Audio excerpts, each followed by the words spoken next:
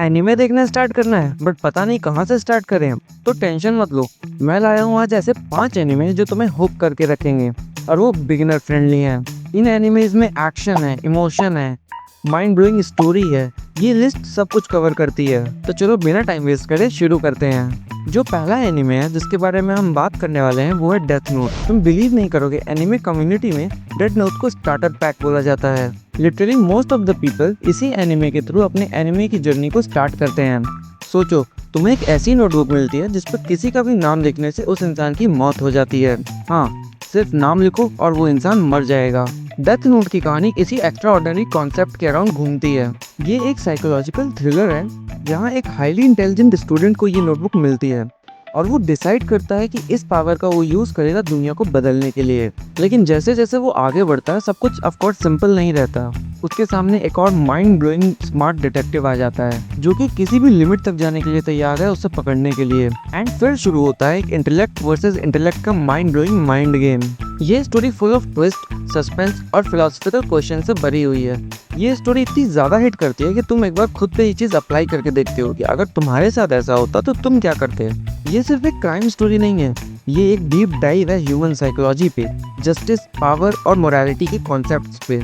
अगर तुम्हें ऐसी स्टोरीज पसंद है जो तुम्हारे दिमाग को हिला कर रख दें और हर एपिसोड के बाद सोचने पर मजबूर कर दें, then Death Note is a must watch. और अगर अब मैं बात करूं दूसरे नंबर के एनिमे के बारे में, तो ये एनिमे इसलिए पॉपुलर हुआ था क्योंकि इसका एक फाइटिंग सीन इंटरनेट पे बहुत ज्यादा वायरल हो गया था।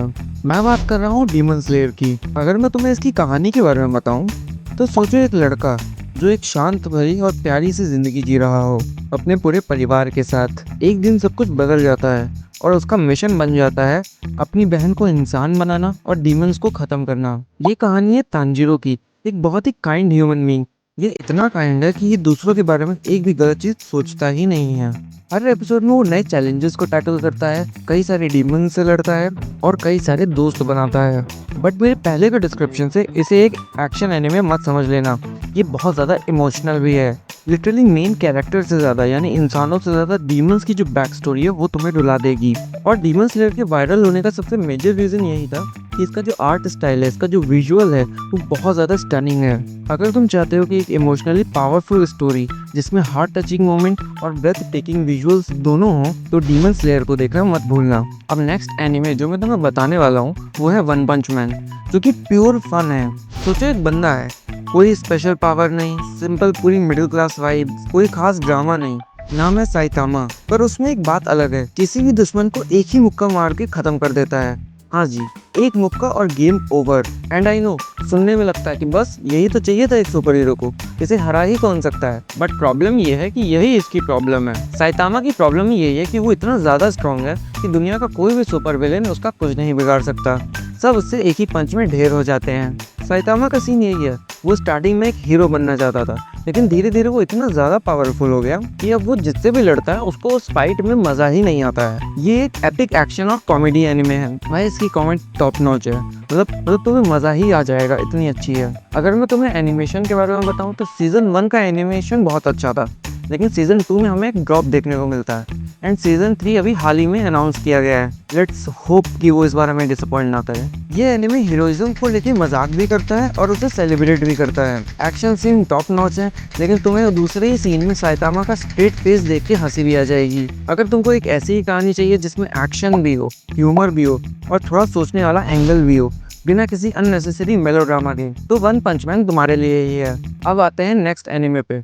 याद है मैंने तुमसे कहा था कि मोस्ट ऑफ द पीपल का फर्स्ट एनिमे डेथ नोट होता है, बट मेरा फर्स्ट एनिमे योर नेम था। और अब हम इसी एनिमे के बारे में बात करने वाले हैं। सोचो, एक लड़का है जो शहर में रहता है, fast life, gadgets, career, hustle, और एक लड़की है जो एक छोटे से टाउन में रहती है, पहाड़ों के बीच में, ट्रेडिशंस, मंदिर, एकदम शांत जिंदगी।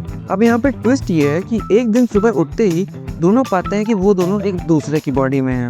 और मैं बता रहा हूँ तुम्हें, लिटरली आधे घंटे तक तो समझ ही नहीं आएगा। एंड जेन्युइनली ये देखने में बहुत मजा आता है क्योंकि दोनों एक दूसरे का काम करते हैं, एक दूसरे के फ्रेंड से मिलते हैं एंड दोनों को ही अगले दिन का कुछ भी याद नहीं होता, तो दोनों ही मोबाइल में नोट्स लिखते हैं एक दूसरे के लिए कि आज मैंने ये किया, आज मैंने वो किया, ताकि सामने वाले को पता चल सके कि उसके साथ क्या हुआ था। एंड ये सब देखने में बहुत मजा आ रहा होता है, लेकिन सडनली एक दिन ये चीजें बंद हो जाती हैं और यहाँ पे आता है हमारी कहानी में एक ट्विस्ट।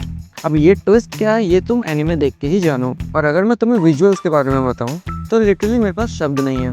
इसके जो राइटर और डायरेक्टर है माकोतो शिनकाई, वो लिटरली इसी वजह से फेमस ही हैं, क्योंकि उनके विजुअल इतने ज़्यादा स्टनिंग होते हैं कि तुम एनिमे और रियल लाइफ में डिफरेंस करना भूल जाते हो। अगर तुम चाहते हो एक सुकून भरी एनिमे जो दिल को छू जाए और थोड़ा सा ड्रीमी हो, थोड़ा सा दर्द भी हो, तो फिर योर नेम तुम्हारे लिए ही है। अब हम जिस एनिमे के बारे में बात करने वाले हैं वो मेरा फेवरेट है, क्योंकि मैंने इससे बेहतरीन चीज आज तक नहीं देखी है। मैं बात कर रहा हूँ अटैक ऑन टाइटन की। सोचो एक दुनिया जहाँ पे इंसानों ने खुद को 3 बड़ी बड़ी दीवारों के अंदर बांध कर रख लिया है, क्योंकि उसके बाहर मौजूद है एक ऐसा थ्रेट जो ना लॉजिकल है और ना माफ करने वाला। उसके पीछे रहते हैं टाइटन्स, ह्यूज, टेरिफाइंग और मैन ईटिंग क्रिएचर्स। ये कोई नॉर्मल दुश्मन नहीं है। इनका ना कोई प्रॉपर दिमाग है, ना रीजन, ना नेगोशिएशन, सिर्फ हंगर और डिस्ट्रक्शन देते हैं ये।